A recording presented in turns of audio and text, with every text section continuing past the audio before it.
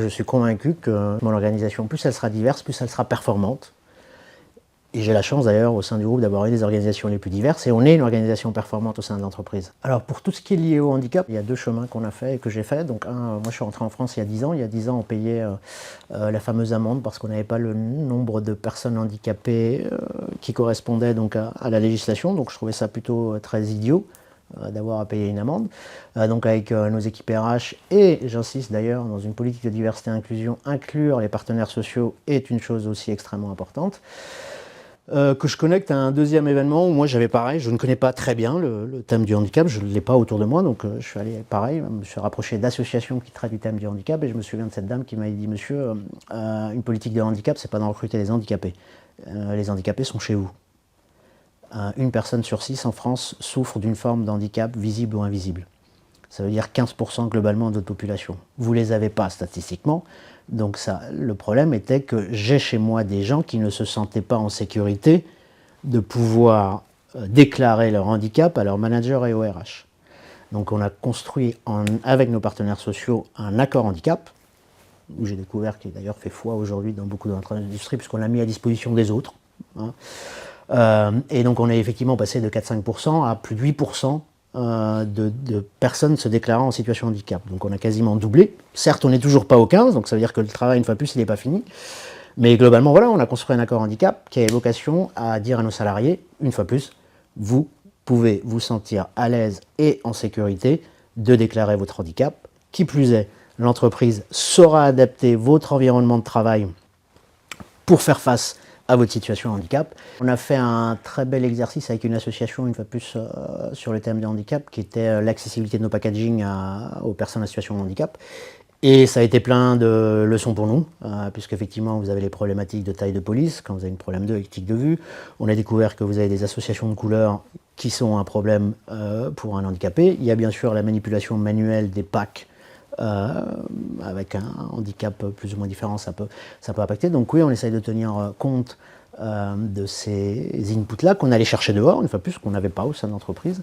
Voilà, je me souviens de cet atelier qui a été extrêmement riche. Donc nous, on l'a fait avec une association en extérieur avec qui on a passé une journée et à qui on a demandé de manipuler tous nos produits. On a eu beaucoup de retours. Et on est surtout convaincus que c'est un chemin et qu'on a encore beaucoup de choses à faire. Je pourrais faire la liste de toutes les choses qu'on fait et au moment où je vous parle, je vous dis que c'est toujours pas suffisant.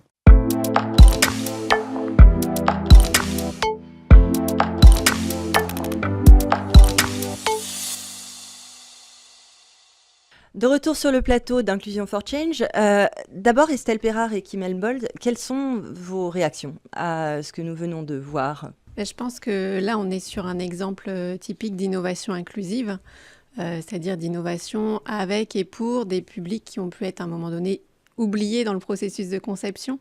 Et on voit qu'en s'intéressant à leurs besoins, on va améliorer le produit pour tout le monde. Et vous, Kim ? Alors pour moi, ça met en évidence un biais qu'on a évidemment tous, moi inclus, hein, c'est qu'on se fie à nos perceptions. Et comme les 80% des handicaps sont invisibles, effectivement, c'est un vrai frein à notre compréhension, mais aussi appréhension du sujet. Et donc, c'est un point bloquant. Tout à fait. Alors, juste pour éviter toute confusion, avoir des biais, c'est normal. Hein, c'est tout à fait... tout le monde en a et ça fait partie de notre vie, basée sur notre expérience, notre éducation, etc. Et notre cerveau fonctionne comme ça. Merci. La transition n'est-elle pas toute trouvée ? Parce que Estelle, vous avez parlé de innover avec et innover pour, et c'est le titre de l'ouvrage que nous avons rédigé. Enfin, on ne va pas rédiger ensemble, vous l'avez rédigé, Estelle. Et ce qu'on avait fait, en fait, c'est qu'on avait pris une partie de votre thèse, et on va parler de votre thèse en partie dans cette émission. Et avec cet ouvrage dont je vais rappeler le titre, L'innovation inclusive au service de la transformation des organisations. Et à l'intérieur de cet ouvrage, en fait, vous essayez d'explorer comment l'innovation inclusive peut être un pilier fondamental de l'innovation, de toutes les démarches d'innovation. Est-ce que vous pouvez déjà nous dire concrètement, c'est quoi l'innovation inclusive ? Mais l'innovation inclusive, c'est l'innovation qui va s'intéresser à ces publics qui peuvent être oubliés, l'innovation ou exclus. L'innovation inclusive, elle part du constat que l'innovation, le design peuvent créer de l'exclusion. Le design crée de l'exclusion quand un emballage est trop difficile à ouvrir, qu'on n'y arrive pas. Le design, il crée de l'exclusion quand des interfaces sont uniquement tactiles et que du coup, une personne non-voyante ne peut pas les utiliser. Ou encore quand le métro n'a pas d'ascenseur et qu'une personne en fauteuil ou qui va avoir du mal à descendre des marches va pouvoir l'utiliser. Innover pour ces personnes, ça va être améliorer l'expérience d'utilisation pour tous. Mais entre l'innovation inclusive et l'exclusion par le design, il y a une zone grise qui est intéressante aussi à regarder, que moi j'appelle restriction d'utilisation. Cette zone grise, elle se passe quand, par exemple, un formulaire il est trop complexe à remplir, il est coûteux à remplir. Donc, on arrive à le faire, mais c'est coûteux. Quand des interfaces sont surchargées, pareil, on a du mal à s'y retrouver, mais on va finir par y arriver. Ou quand des équipements, par exemple, de sécurité n'existent qu'en taille homme, et donc une femme va pouvoir les mettre, mais ça va moins bien la protéger.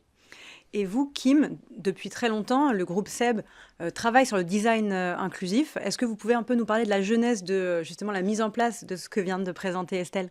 Je pense que le groupe SEB, en termes d'inclusion en interne, au niveau RH, est plutôt investi et fait la promotion en termes d'employeurs. Par contre, quand j'ai rejoint le groupe SEB, je trouvais qu'il y avait un vrai manque en termes de conception de nos solutions et de nos produits.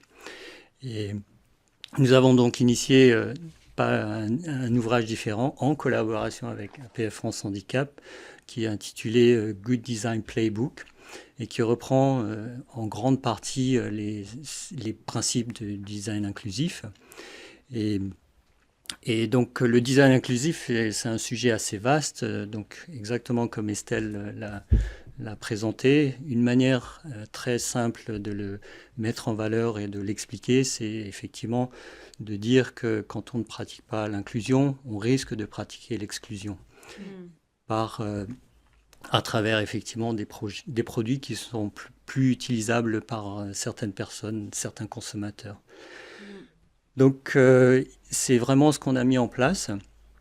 Et derrière, je pense que la conclusion, c'était aussi de vraiment être conscient de nos décisions et de nos choix et pourquoi on ne peut pas toujours effectivement créer des solutions qui soient utilisables par tous et par toutes, mais que ce soit en pleine conscience et pas par omission. Et ça veut dire que vous êtes arrivé, votre poste n'existait pas en tant que tel et que vous l'avez fait vivre pour mêler justement l'innovation et l'inclusion ? Alors, le design inclusif a irrigué en fait toutes les parties, tout le processus de création de nos solutions et dans toute la chaîne. Et alors, ça porte aujourd'hui l'étiquette design, mais l'idée c'était effectivement que ça soit pas que porté par le design, mais que ça soit évidemment porté par toute l'organisation. Pour continuer d'illustrer nos propos, je propose que nous regardions maintenant un sujet que nous avions tourné chez Publicis, où un collaborateur atteint de surdité parle de l'innovation dont lui a fait preuve pour sensibiliser sur son handicap et ses idées aussi pour permettre à l'intelligence collective d'advenir. Je vous propose qu'on regarde ça maintenant.